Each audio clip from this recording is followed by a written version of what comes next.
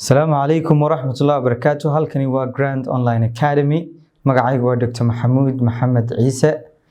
waxaan doonayaa inaan idin wargeliyo inaanu bilaabayno course cusub oo ah la tacaalista nafaqa darrada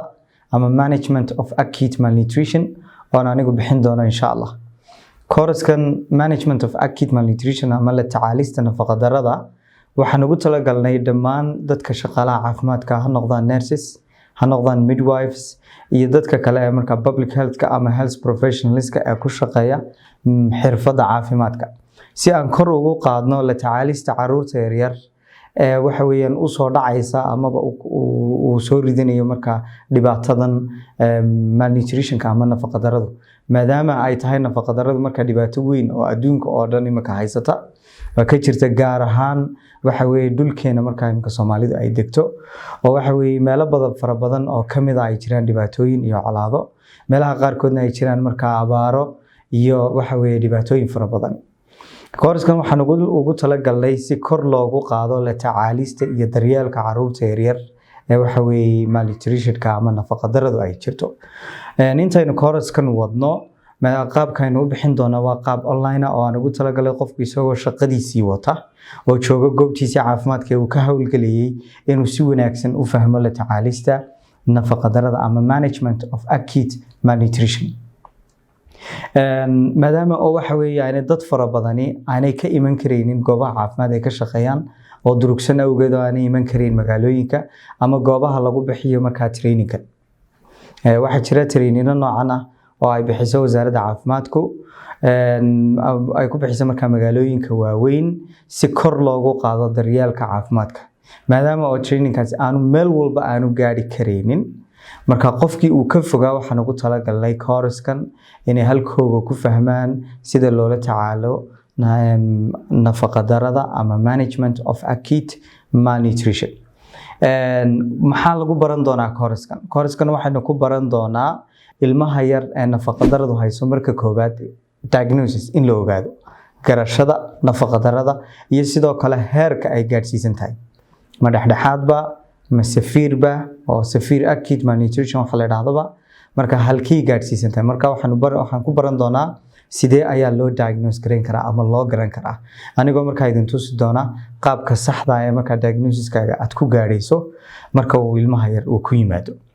Number 2 waxaynu ku baran doonaa course-kan inta aynu ku jirno halkee ilmaha yar lagula tacaalayaa waa ilmihi yar ee dhexdhexaadka ahaa mise moderate-ka ahaa waxaa jirta qaab loo daweeyo iyo goob gaar ah oo lagu daweeyo kii safiirka ahaa waxaa jirta isagana meel gaar ah oo loogu talagalay waa cusbitaalada oo lagu daaweeyo marka inuu qofkan shaqaalihii uu garto ilmaha yar halkee ku habboon ee lagu daaweynaya. qodobka saddexaad waxaynu baran doonaa marka ilmihi yar la daweynayo iyadoo xaaladihii kala duwanaayo nafaqa darradu marka dhexdhexaadkii iyo safiirkiiba dawooyinka gaarka ah ee ilmaha yar la siinayo cuntooyinka la siinayo sida loo siinayo muddada loo wadayo xanuunada kale ee marka complications waxa la yiraahdo ama dhibaatooyinka kale ee nafaqa darradu ay wadato ha noqoto dhiig yaraan ha noqoto waxa weeye infections iyagana sida loo tacaalo ee loo daaweeyo ee loo garto ayaynu ku baran doonaa course-kan intaynu wadno. muddada aan ugu talagalnay course-kan guud ahaan waxa weeye waa 8 week si detail ah qofku u barto isagoo marka wax walba ay jiri doonaan casharada course-ka loo dhigayo sidoo kale demonstration videoyo la tusayo qaabka marka waxyaabaha qaarkood oo ay practical u baahdaan sida cabiristaanka muwaag oo kale ilmaha yar la tusi doono markaan video ahaan ku tusi doono. marka qofkii xiiseynaya amaba ku shaqeeya professionka caafimaadka course-kan fursad aad u muhiim ah ayuu idin yahay soo dhawaada waxaan ka bilaabaynaa Grand Online Academy dhammaantiin waxaan ugu bishaareynaa bulshada dadka caafimaadka bartay course-kan waa fursad waqtigu waa kooban yahay waa online adigoo gurigaaga jooga goobtaada shaqo jooga ayaabaad si wanaagsan u baran doontaa la tacaalista nafaqa darrada sababta aanu course-kan u dooranay ee aanu u bilaabnay waxa weeye ahmiyadda uu leeyahay